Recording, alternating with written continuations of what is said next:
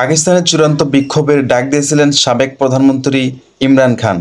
কারাগার থেকে গত ২৪ নভেম্বর এই বিক্ষোভের ডাক দেন তিনি। তবে পুলিশি বাধায় সে সমাবেশ সফল করতে পারেনি তার দল পাকিস্তান তেহরিক ইনসাফ পিটিআই। নেতাকর্মীদের ব্যাপক গ্রেপ্তারের মুখে কর্মসূচি বাতিল করে পিটিআই। বিক্ষোভের পর নতুন করে বিপদে পড়েছেন ইমরান খান ও তার স্ত্রী বুশরা বিবি। পাকিস্তানের সংবাদ মাধ্যম জিও নিউজকে এক প্রতিবেদনে এর তথ্য জানানো হয়েছে।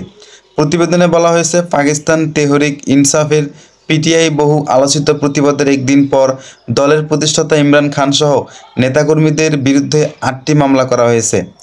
ইসলামাবাদ পুলিশ এ মামলা করেছেন।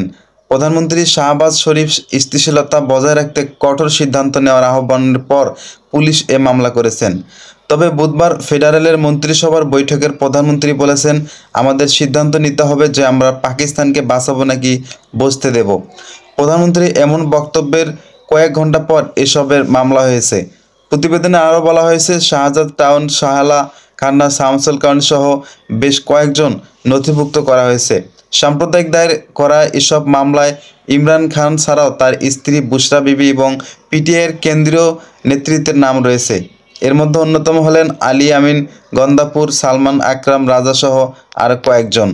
তবে এর আগে মঙ্গলবার ২৬শে নভেম্বর আল জাজিরার এক প্রতিবেদনে বলা হয়েছে, কারাবন্দী সাবেক প্রধানমন্ত্রী ইমরান খান নেতাকর্মীদের শেষ পর্যন্ত লড়াই করার আহ্বান জানিয়েছেন। অন্যদিকে পাকিস্তানের কর্তৃপক্ষ তার মুক্তির আহ্বান জানানোর বিক্ষোভকারীদের ওপর দমন পীড়ন করেছেন। বিক্ষোভকারীরা নির্বাচনের জনগণের ম্যান্ডেট চুরি, রাজনৈতিক বন্দীদের মুক্তি এবং সংবিধানের সংশোধিত বাতিলের দাবিতে আন্দোলন করে আসছেন। সাবেক প্রধানমন্ত্রী ইমরান খান সামাজিক যোগাযোগ মাধ্যমে এক পোস্টে বিক্ষোভকারীদের শান্তিপূর্ণ এবং ঐক্যবদ্ধ থাকার আহ্বান জানান। তিনি বলেছেন, সত্যিকারের স্বাধীনতা ও পাকিস্তানের টিকে থাকার জন্য তাদের এ সংগ্রাম।